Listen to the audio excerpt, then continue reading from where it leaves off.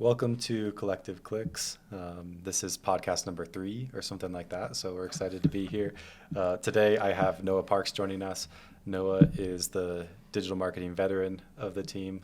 We call him the old guy, diversity hire, whatever. Yeah, diversity hire is good. Yep. So anyways, why don't we start, Noah, with you telling people a little bit about your story, what got you here? Oh, yeah, I mean, it all started back about the time you were born. So, it's 1996. 1996. I mean, the story is in 1996, married, in school at BYU. We were trying to decide what to do for Christmas because we were poor college kids, and so we thought it'd be cheaper to make Christmas presents than to buy Christmas presents. So we thought we would make people candles, and not having any idea how to do it. So I put my chemistry minor to work, figured it out, went around, bought as many like little jars and things like that as we could from the DI, bought some wax and some wicks and some scent, and started throwing candles together. So, a couple year and a steam burn or two later, it actually turned into a full-fledged company. It's just one of those things where it's like everybody loved our candles, and so they started asking for them. So we started doing local shows and boutiques, holiday boutiques, things like that. Started selling candles all over town, and it just, demand grew and grew. And this is 1996, 2 years before Google was even around. And so we decided to try and use the internet to move more candles. So literally set up a Word doc that was hyperlinked, and it was atrocious looking. It was really awful. But, set that up and started putting stuff online. Nothing sold. All right. So failure number 1. The business was successful, but selling candles online in 1996 was a little ahead of its time. Yeah, for anybody listening, nowadays you don't want a hyperlinked Word doc to be your website. I think we have to do a little bit better. Yes. Yeah. It's typically not going to index well. Yeah, fair enough. Okay, so that was your journey. That was the beginning. What about since then? Yeah, I mean, that's what got me originally into, marketing on the internet. Fast forward a couple of years, the business was successful, was still maintaining, an e-commerce profile, air quotes, right? E-commerce profile. But actually things around 2000 started to pick up a little bit. Web builders building a website, a true website, became a little easier. Integrating, some version of a merchant account became a reality. And marketing became a little bit more defined as to how to start showing up.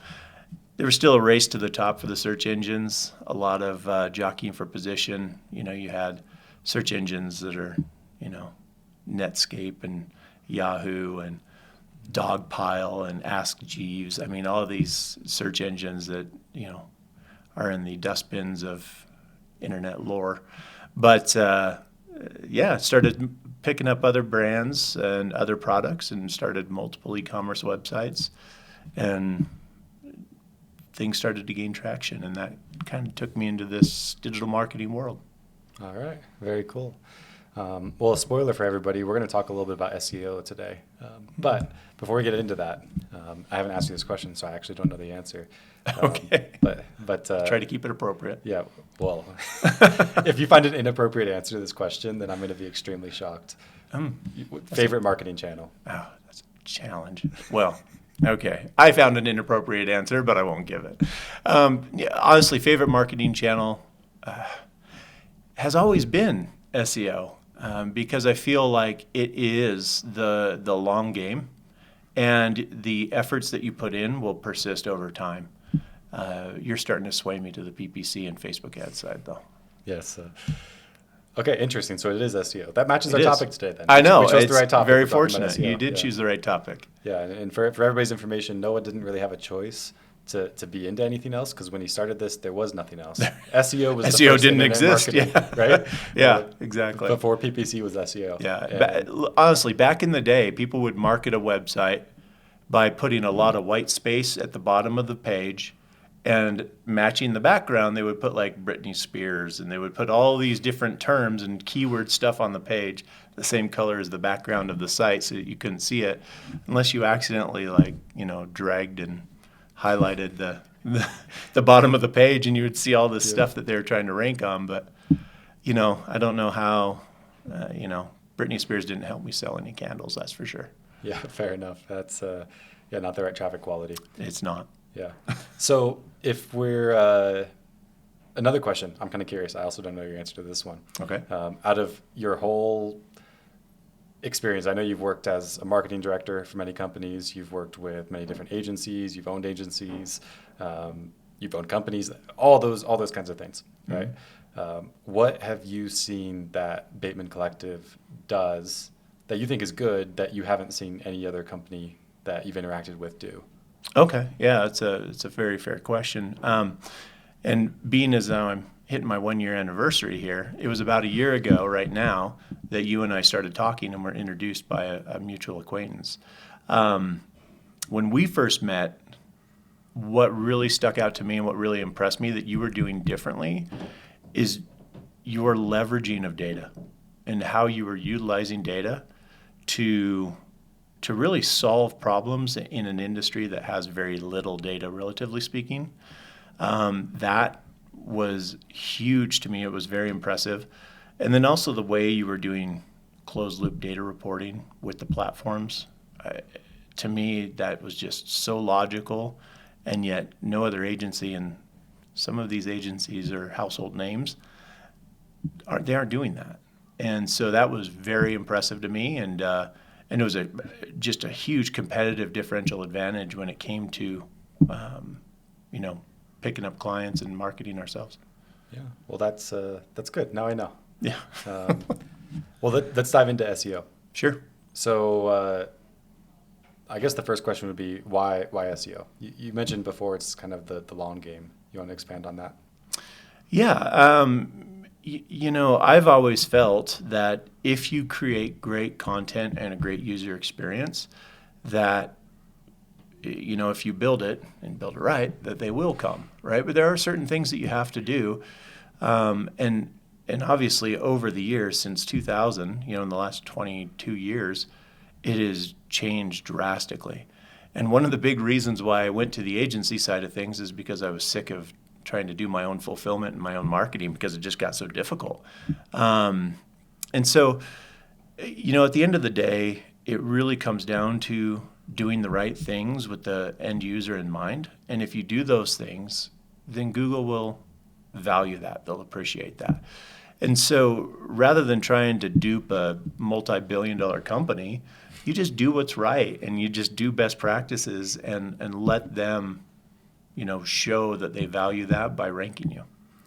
If that's the case, why do you think so many companies are trying to cut corners when it comes to SEO?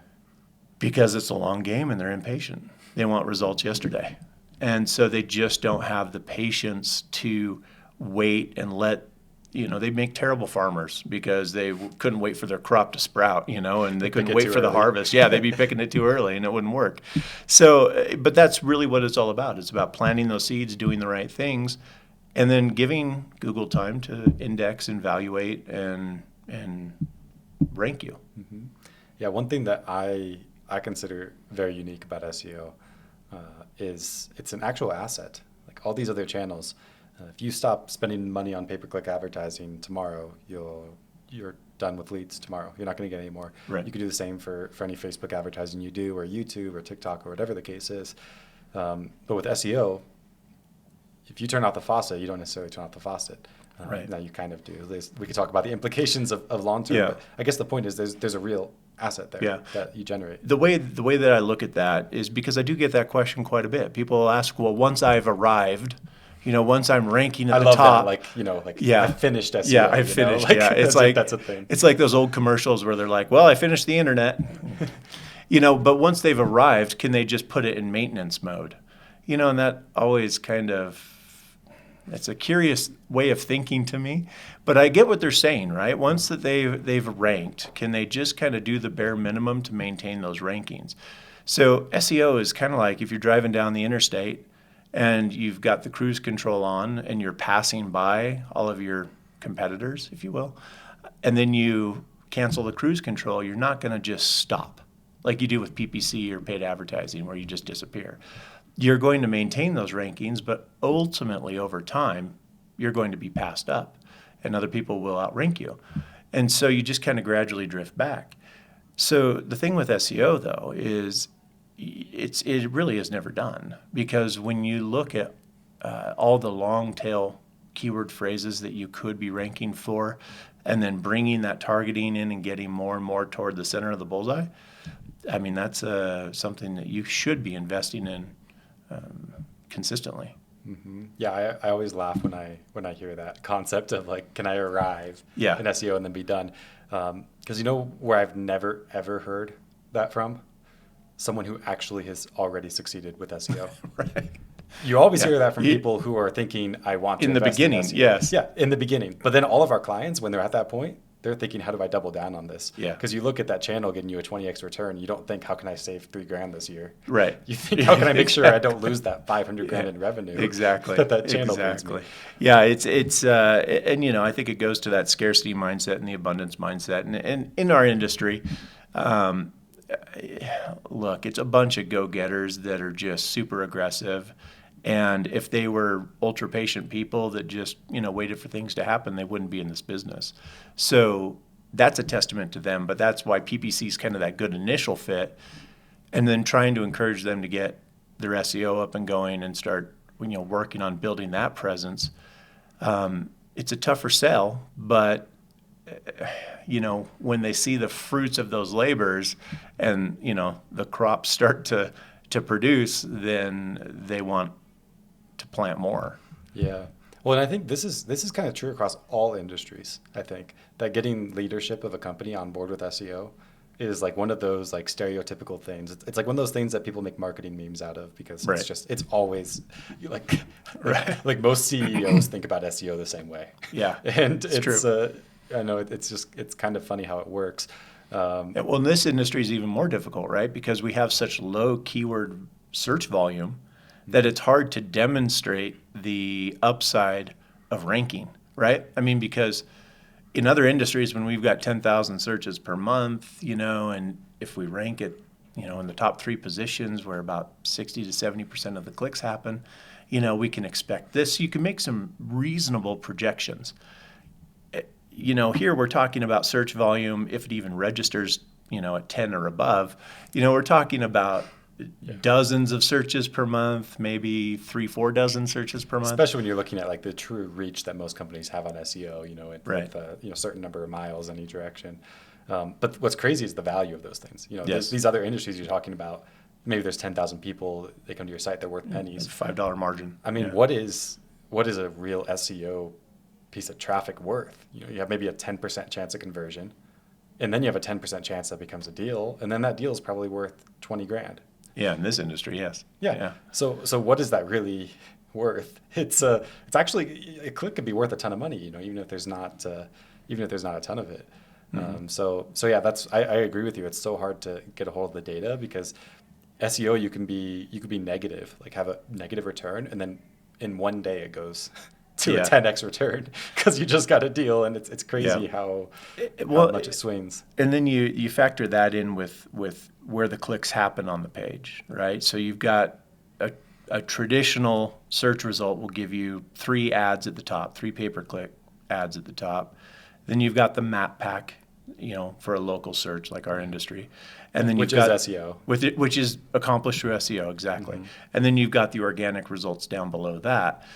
When you look at how people engage with a page of search results, there's a substantial number of people, and I don't remember the numbers, but there's a substantial number of people who will, myself included, skip right over the ads because they don't want to click on ads, because I know those people are paying to Not be to there. mention a growing number. Not of paying to people. be there, but they're paying if I click. And so I jump over them, and I usually look at the ones that Google values most.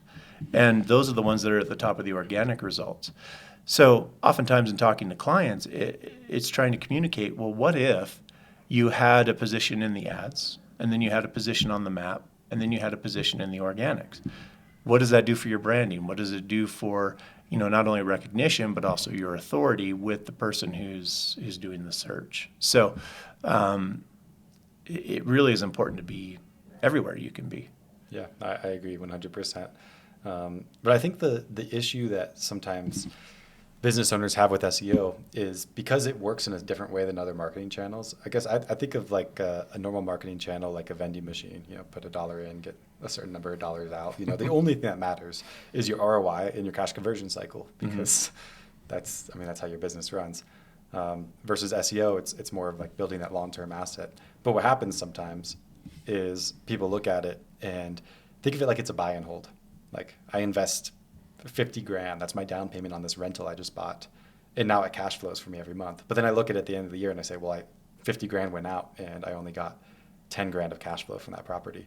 Therefore, that is a bad investment, which you would never say about a buy and hold, because there's equity.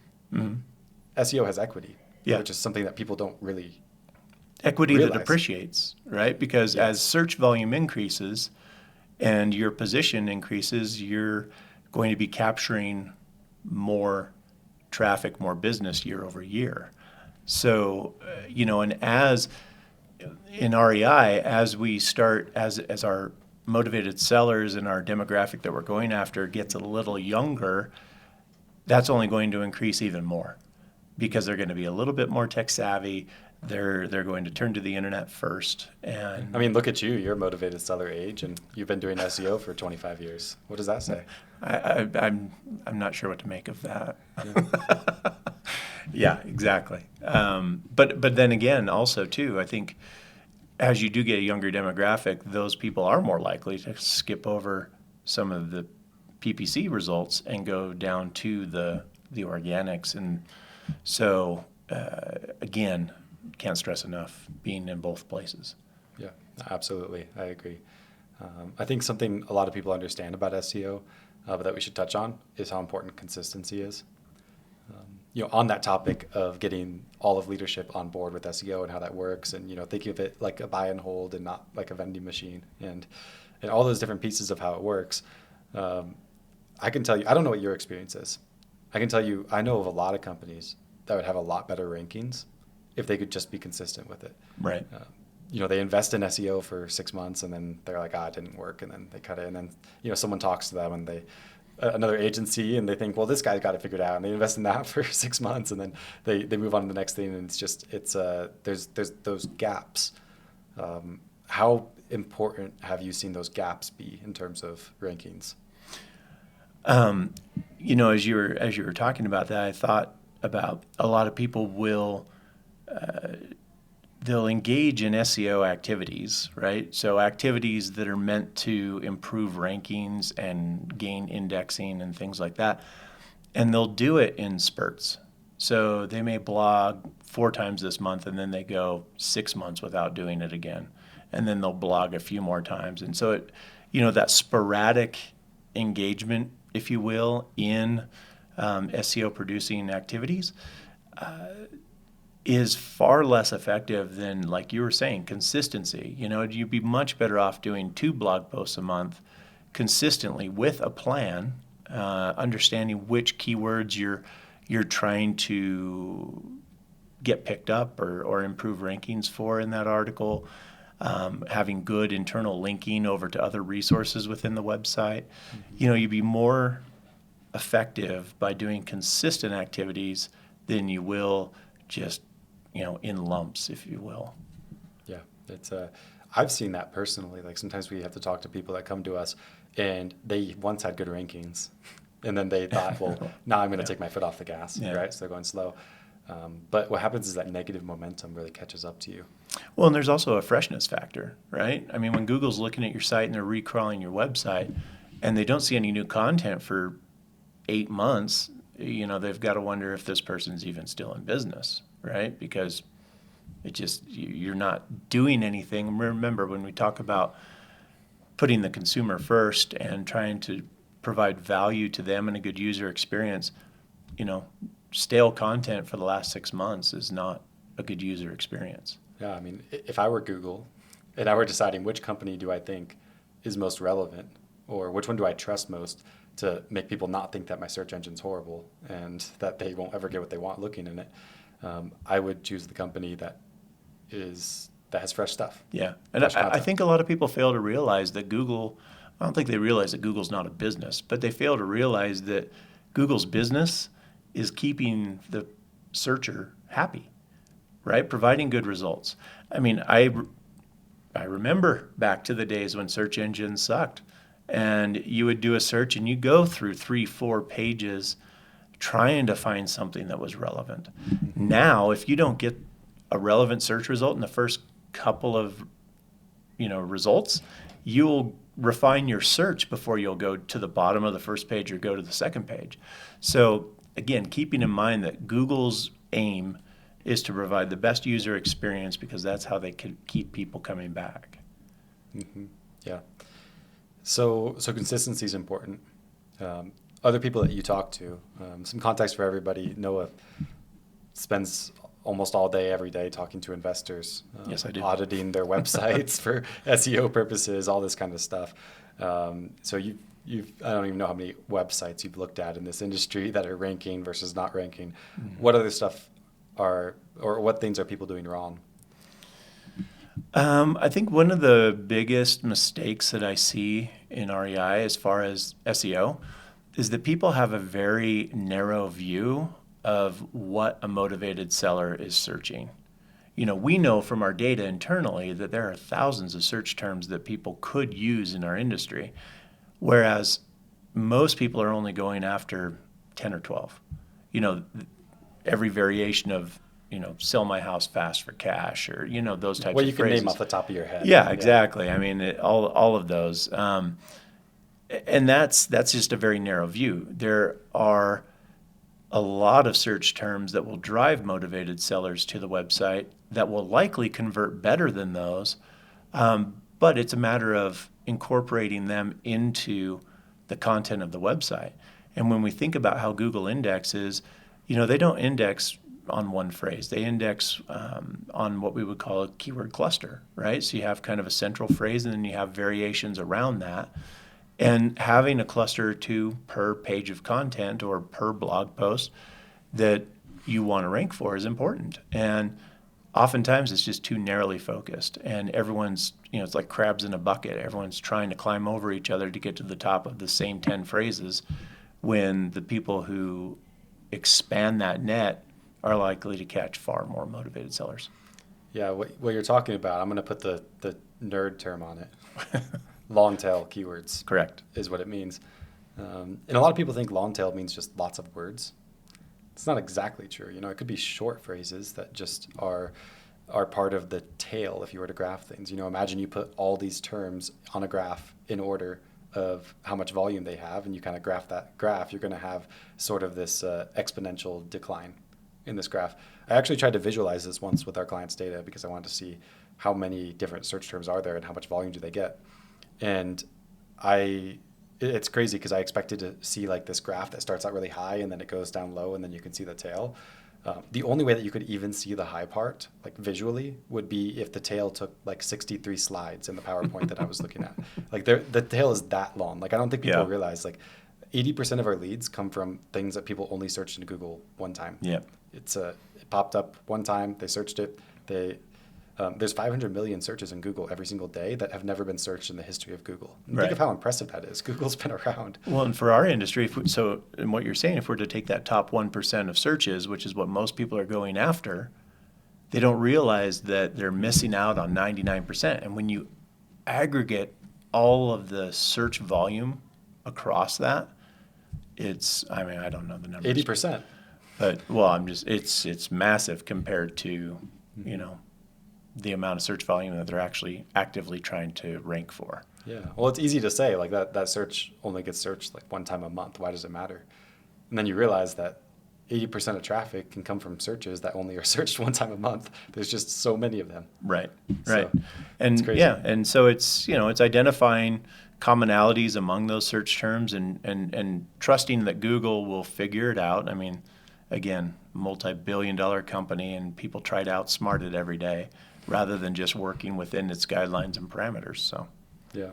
So So number one, you mentioned, is people are basically ignoring long tail search terms. They are. They're too focused, too narrow. Too narrow on the search term targeting. I think honestly that applies to PPC just as well as it does to SEO. We see that too. Beyond that, anything else that you're seeing as a common thread? I would say that really there's a pretty substantial lack of utilizing Google My Business as a platform. In our fulfillment, that's something that we leverage heavily, and it's Google's own platform. And Google, even back in the day, you may not even remember this, but back when they had their Google Plus or whatever it was platform, it's in my brain somewhere. Yeah, it's somewhere in the yes. Yeah. Well, it's atop the dustbin heap of internet stuff. But they tried to create their own social platform. Didn't work very well, but the people who leveraged it did very well. And I just, it's anecdotal, but I believe over the years, anything that you do on Google's own properties seems to work pretty well. And we see that in Google My Business and utilizing that as a way to, provide content and relevance to your location and what you do, and really all of that has a positive impact. Yeah, and this isn't even speculation, I don't think, right? Isn't that one of the published ranking factors from Google? Maybe I'm stretching too far into the thing. I mean, there's for everybody's information, there's 200 something published ranking factors. Yeah, more, if not more. Yeah, and we know there's a lot of things that matter that aren't even there. So if anybody ever says SEO is really simple and just do these three things, they're just no. It's not exactly how it works. Even Google says there's these 200 something things, and then on top of that, there's tons of other things. But I think that's why Google says just don't worry about it. I mean SEO is important. I don't want to, but again, that's why they encourage just provide great content, great user experience, keep the end user in mind, and let the rest work itself out. Now, obviously, be smart, right? And use the search terms and phrases that you want to rank for. But overall, just keep the end user in mind. Yeah, I mean, you have to look like a legitimate company. Yeah. Legitimate companies do certain things. Yep. That makes sense. Anything else that you would add to that you see common mistakes? In this industry in REI, it's not a very. I'm trying to gauge my words carefully. It's not a very sophisticated industry when it comes to digital marketing. In other words, not a lot of investors on the whole have a very robust digital marketing plan. So for investors that come along and actually put resources into it, develop a plan, have a budget, and will trust the process and trust the course, they're the ones that are going to be much better positioned digitally. And like you said, SEO is an appreciating business asset. And I've done this in previous agencies with companies where their SEO and what it produces becomes part of the valuation of the company. And so it's something that actually is an asset to the business, but in REI, it's just often overlooked. Yeah. I would add one thing to the common issues list, which is honestly not that common in most industries, but it's a plague in this industry. Mm-hmm. Duplicate content. Yeah. Have you seen that? Yeah, just a little. Yeah. So here's a free tool for everybody. Go to Siteliner.com and plug in your URL, and it will tell you how much duplicate content you have and which pages and how much of it is duplicate. And it will help you to potentially go back in and refresh that content, rewrite it, try and make it a little bit more personalized to the business. And that's, using Siteliner to look at that and try and help reduce some of that duplicate content. I'm not sure that everyone knows the pros and cons of duplicate content, though. Mm-hmm. Essentially the first to market with a piece of content is the one that Google will give the credit to. So in other words, this happens often in e-commerce where you have a manufacturer and the manufacturer puts their products online with a description and all that information, and then vendors will just copy and paste it onto their website.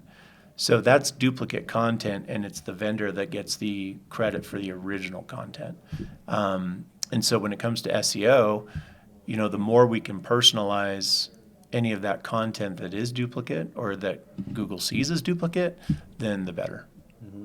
Yeah, and my understanding is Google doesn't necessarily penalize you for the most part for duplicate content. Right. Like you can't have pieces of your site that maybe exist other places and stuff like that, but they're not going to rank. Right. Most likely. They used to. They used back to. in the day. They used to a long time ago. Let's But define now, back in the day though too, because Okay, 04, 06. no, because I've honestly seen this even up until May, like May of this year, May 2022. I saw a lot of real estate investing websites that had a lot of duplicate content and ranked very well.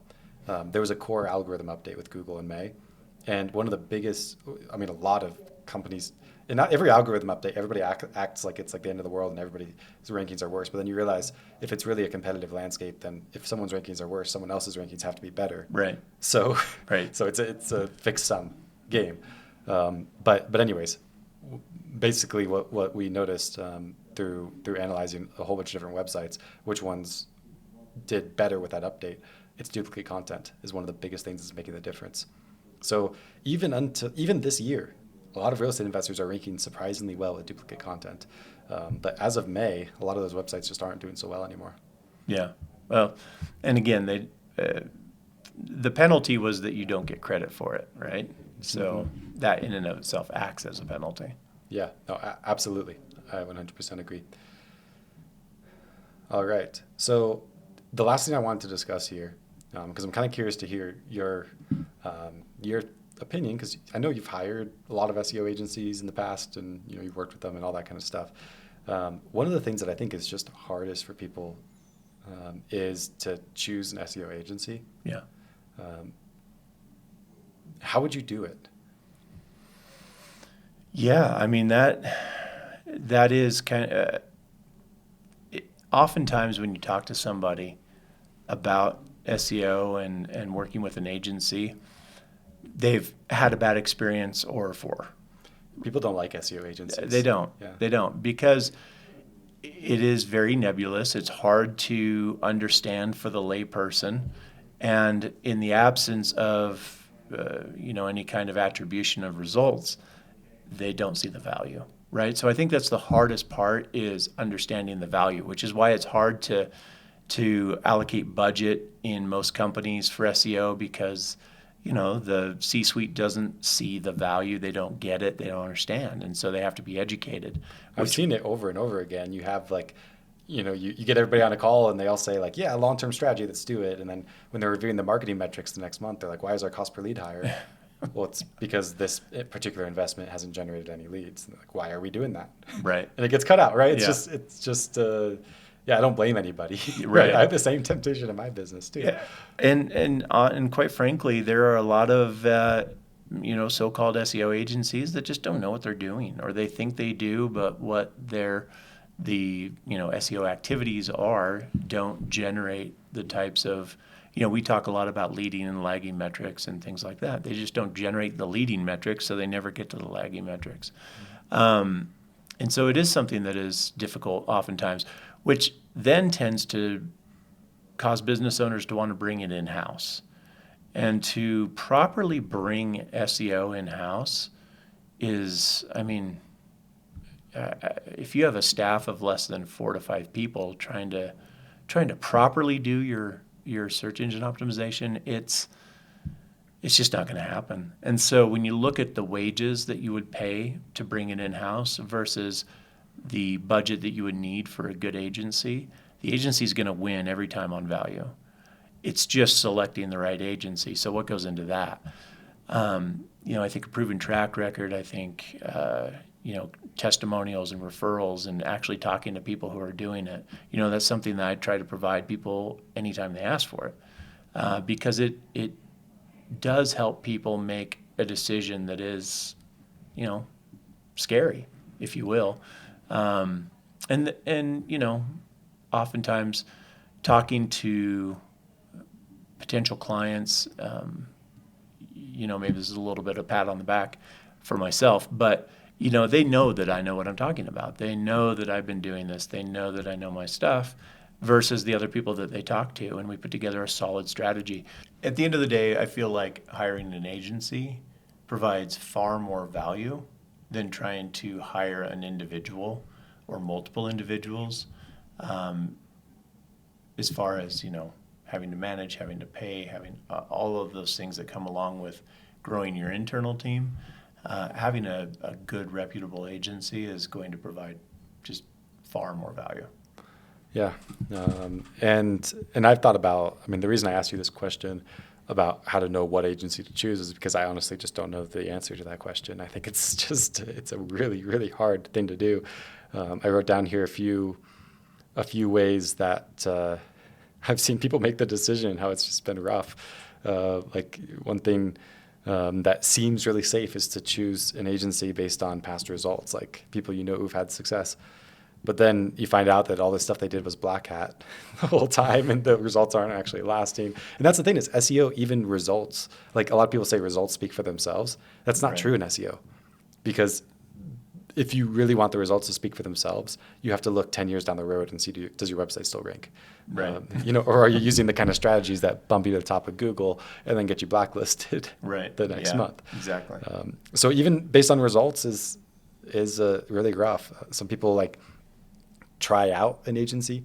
They just kind of see how they go. But the problem with that is it's hard to even know what criteria to measure them on to even know that you're succeeding or not. Well, and that, so to kind of rewind in the conversation a little bit, it brings me back to one of the mistakes, if you will, that I see people make. And that is because they have hired an agency in the past and the agency didn't have the data like we do to know which keywords to go after, what's important, all that.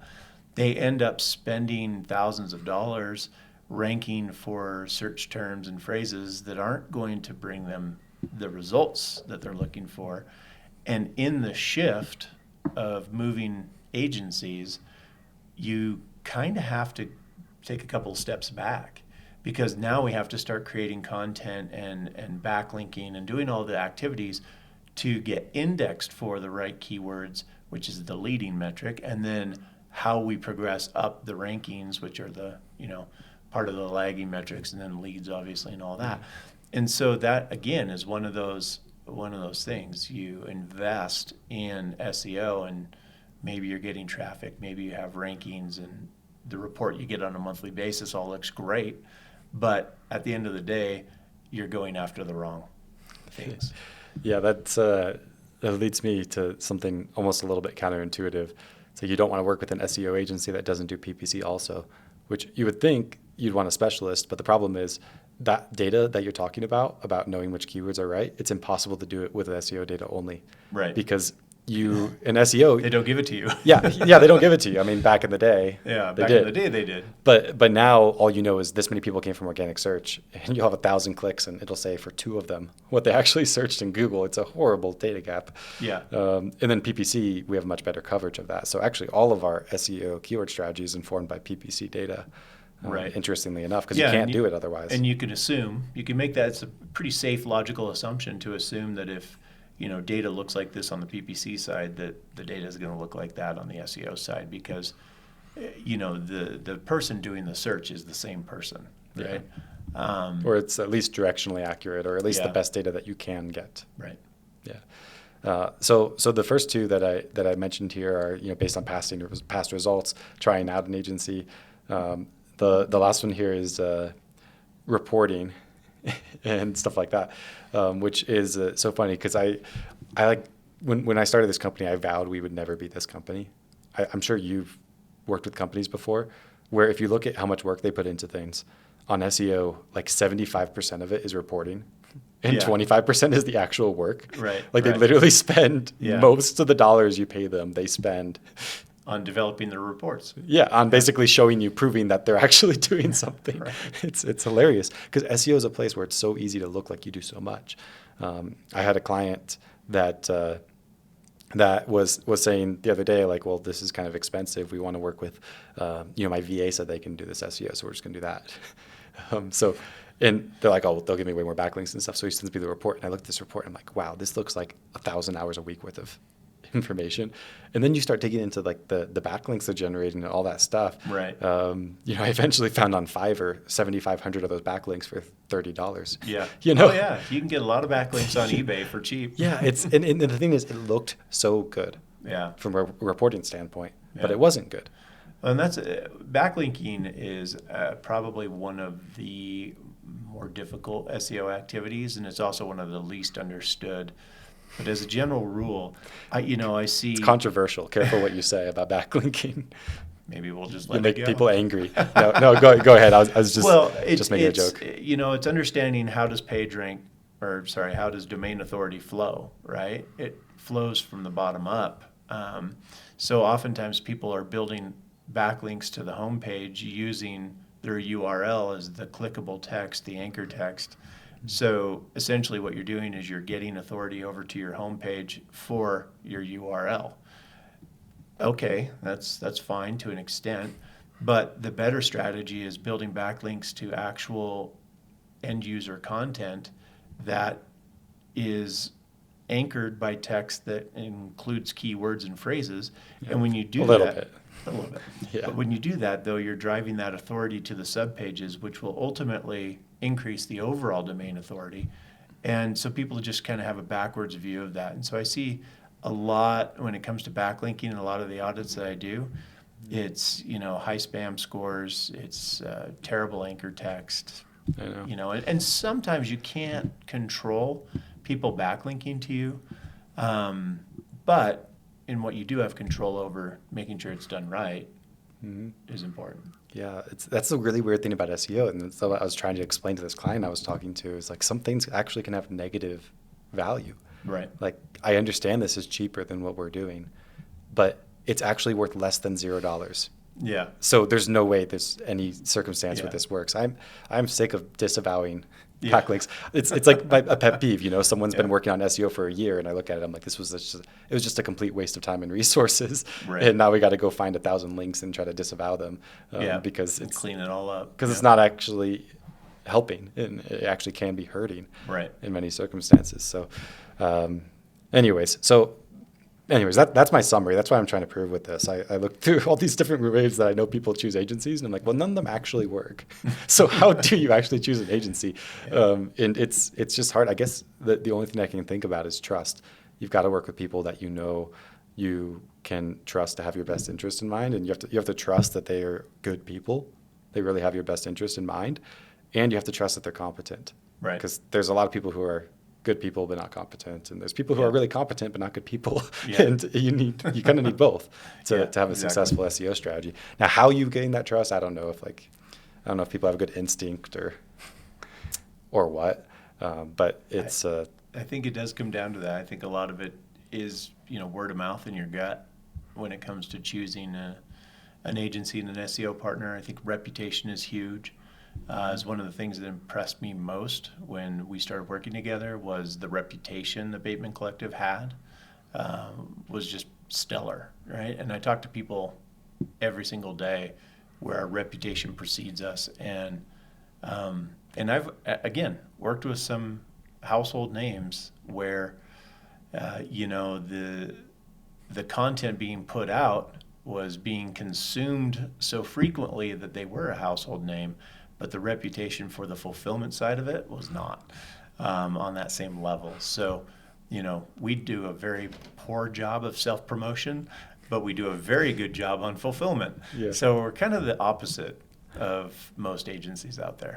trying to get better at the self-promotion. That Yeah. You got to be unapologetically Yeah. great at SEO. It's a group of people who is more comfortable putting their nose to the grindstone and working than they are beating their chest and saying, "Look at me." So Yeah, fair enough. it makes it somewhat difficult. Yeah. Well, any last words on SEO? I mean, the reality is we could talk for Yeah. 17 hours on SEO and all the details, and we didn't even talk about all the things that you actually have to Right. do. But anyways, any last words? Anything that you think can add value?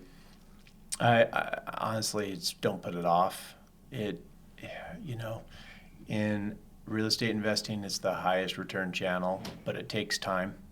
And so if you're patient and you put budget toward it and you trust the process, and the results will come, and the results tend to be better than average. So don't put it off. Get it going now, or you'll always be behind. Yep. They say SEO is like planting a tree. Yes, the shade, sitting in the shade of the tree you should have planted 20 years ago. Yeah, right. Exactly. That's one thing that most companies ranking really well have in common is they started a long time ago. Yeah, well, and that's what's true. frustrating when I talk to people is, they're like, well, we thought about starting SEO a couple of years ago, but we still haven't done it. And I'm just like, oh my gosh, there's just where you would be. But then again, it goes back to what we talked about, where if they were doing it wrong, they still wouldn't be where they needed to be. So. Yeah, you need the right strategy, and Right. you need to start it as soon as you possibly can. Yeah, absolutely. And the funny thing is, compared to the deal spreads and everything, it's like not even that much money.